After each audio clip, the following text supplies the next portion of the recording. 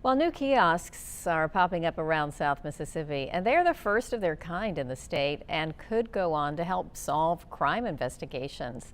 Joining us with more on the importance behind these Crime Stopper kiosks, State Representative Kevin Felsher. Representative Felsher, thanks so much for joining us. And I know that Mississippi Coast Crime Stoppers is something that you've been working on for a long time. What are your thoughts on these kiosks? I know they've been important to you, and how helpful are they?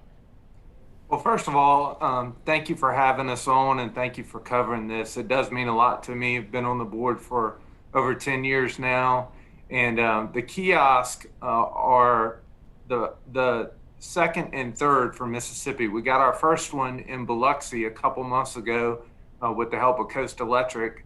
And this time we got our next two with the help of a private partner, Mississippi Power Company. Our coordinator called and said, look, we got this one in Biloxi.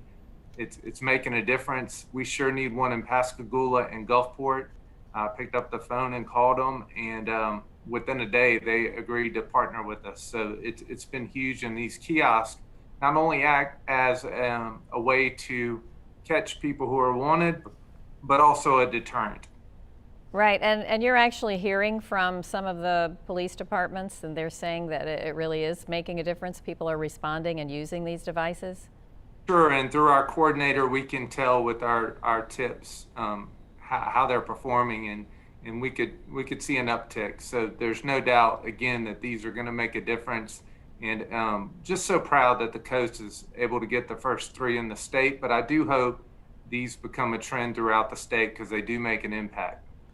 Now, not only do they help, hopefully, with some of these crime-fighting investigations and helping solve cases and look for people who are wanted, also information as simple as road closures, PSAs. It's really a lot of information at these kiosks helpful to the community.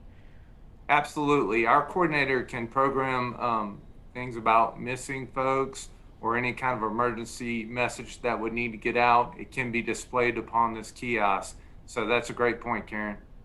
And I think you're instrumental in getting some donations too for at least one of these kiosks. So is that hard to do to come up with the funds for these? You said you'd like to see more, and do you expect to see more money going toward a lot more of these in the state?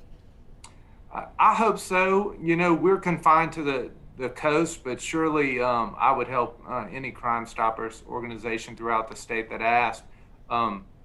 But again, the private-public, nonprofit partnership is so important, and we can't do what we do without our private partners and our companies like Coast Electric and Mississippi Power, who step up to the plate and are willing to make a difference when they see something that can be impactful in the community. So I sure hope that other cities throughout the state of Mississippi can obtain these kiosks because they are making a difference. Yeah, that's great. And quickly, before we let you go, the legislative session going back January 5th, scheduled to, with so many COVID cases right now, so many new cases every day, and of course, a lot of things happening and the hospitals filling up. Where do you feel about the timing of this January 5th, right after the holidays when we could be at our height? Sure. Well, it's a great question, and this is just me personally speaking, but you know, our law enforcement's going to work. We're asking our teachers to go to work. We're asking our frontline healthcare professionals to go to work. It's my personal opinion that we need to go to work as well. All right, and I'm sure there will be a lot of safeguards in place when you go back January 5th. Yes, ma'am. All right, thank you so much, State Representative Kevin Felsher, for joining us today. Thank you for having us.